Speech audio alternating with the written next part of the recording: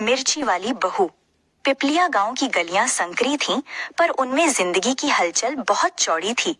मिट्टी के कच्चे रास्तों पर सुबह की ठंडी हवा जब सरसरा कर निकलती तो लगता जैसे गांव की पुरानी आत्माएं नई बातों की गपशप में लगी हों। ऐसे ही एक दिन गांव में हलचल हुई। चौधरी लक्ष्मण सिंह के घर नई बहू आई थी। नाम था रंभा, मगर गांव वालों को उसका अंदाज कुछ अलग ही लगा। चेहरे पर गजब का आत्मविश्वास, आंखों में ऐसी तेजी जैसे किसी सधे शिकारी की निगाहें, और चाल में वो अकड़ जैसे पूरी धरती उसके कदमों के नीचे हो। रंभा ने पहले ही दिन घर के कामों को जिस तरह से संभाला, सब दंग रह गए। सुबह उठकर उसने चौके की सफाई की, फिर आंगन बुहारा और बिना किसी झिझक के सास को कह दिया, अम्मा, दाल में अगर थोड़ा सा हींग डालेंगी तो स्वाद और आएगा। ये बातें गांव की बहुएं आमतौर पर नहीं कहती थीं। मुंह छुपाकर चलने वाली, नजरें झुकाकर बोलने वाली बहुएं ही अब तक इस गांव में रही थीं।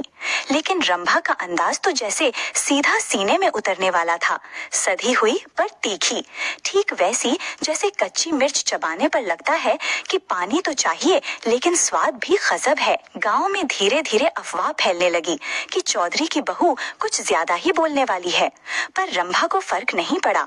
वो खेत में भी काम करती, हल भी चलाती और सास ससुर के पैर दबाकर उनके साथ बैठकर समाचार पत्र पढ़ती। उसने धीरे धीरे घर की पुरानी अलमारी से निकली एक पुरानी किताब को अपना साथी बना लिया, नारी अधिकार और न्याय।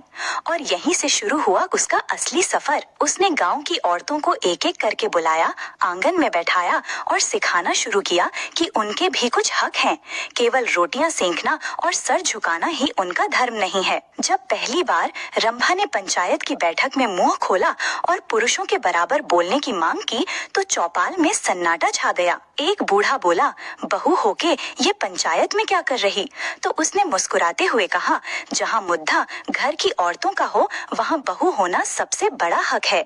उसकी आवाज में ऐसी गूंज थी कि गांव की चुप औरतें भी सहसा सिर उठाकर देखने लगी। वर्ष में एक बार गांव में मिर्च महोत्सव लगता था, जहां हर किसान अपनी उगाई हुई मिर्ची लाता और प्रतियोगिता होती कि किसकी मिर्च सबसे तीखी और सुंदर है। अब तक ये मेलों में केवल मर्दों का हिस्सा होता, पर उस बार रंभा ने भी अपनी फसल उगाई, जैविक तरीकों से, बिना रासायनिक खाद के, प्यार और मेहनत से। लोग हंसते थे, अरे बहू अब मिर्च उगाएगी। पर जब मेले में उसकी मिर्चों का रंग सबसे लाल, आकार सबसे बड़ा और स्वाद सबसे तीखा निकला तो निर्णायक खुद हैरान रह गए।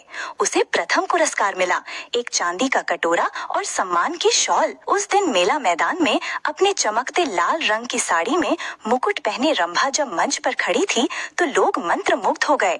ये वही औरत थी जो चूल्हे से उठकर गांव की चेतना बन चुकी थी। उस दिन मिर्ची केवल तीखी नहीं मानी गई, बल्कि बदलाव की पहचान बन गई, और रंभा मिर्ची वाली बहू एक कहानी बन गई जो हर चौपाल, हर चबूतरे और हर रसोई में सुनाई जाने लगी। कहते हैं, जब किसी औरत की आंखों में हिम्मत की लालिमा आ जाए तो उसमें पूरे गांव की किस्मत बदलने की ताकत होती है। रंभा ने वो कर दिखाया, तीखेपन को गरिमा में ढालकर, औरत को परछाई से निकालकर रोशनी में खड़ा करके। रंभा अब सिर्फ एक बहू नहीं रह गई थी, अब वो पिपलिया गांव की पहचान बन चुकी थी।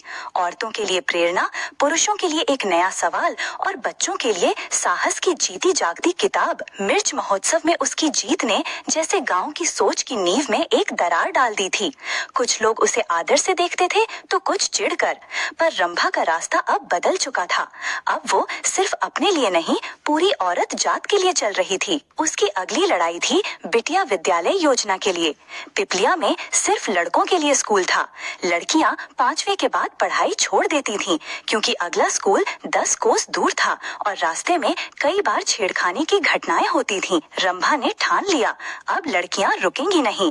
उसने गांव की पंचायत को पत्र लिखा, तहसीलदार से मिलकर बात की और गांव की औरतों को संगठित कर हर शनिवार धरना देने लगी।